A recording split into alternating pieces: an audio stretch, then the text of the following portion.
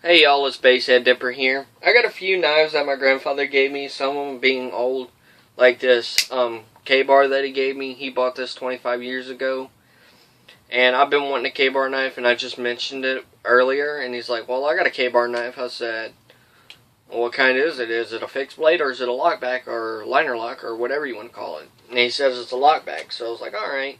But I went ahead and ordered me a USMC K-bar. Now, this knife he bought 25 years ago, so I thought this was pretty cool.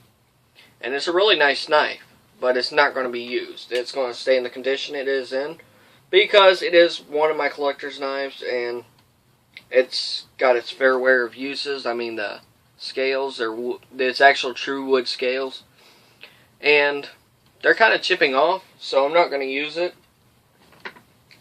Another knife he gave me is this little buck knife. Now, you know this is quality when it says USA on the side. This is when Buck actually did what they were supposed to do. They went downhill since then. So, yeah. Another knife he gave me. I've got all my knives laid out on my bed right now because I'm about to take some pictures. So, yeah. But, he gave me this little coyote knife. Now, I'm not too sure on what the center scales are. But I do know that these end scales are brass, and you also have the brass pins, which I thought was pretty cool. Now, I don't know too much about Coyote, but I'm thinking the handles could be like a type of Nicardos, plastic something. I don't know. If you know a lot about this knife, just go ahead and tell me what these the center scales are. So, yeah. And last but not least, actually, no, this isn't the last. He gave me this little gentleman's knife, which is basically a saber pocket knife. It says Saber Japan 644, and it has like 3 blades in it. So yeah, I'm not gonna try and worry about getting the center one out because it's a pain in the ass, but it's got like a little awl type thing on it, or a little leather knife. So yeah. Thought it was pretty cool. Hang on, let me see something. No, it's dull. You know it's dull if I can just run my hand against it.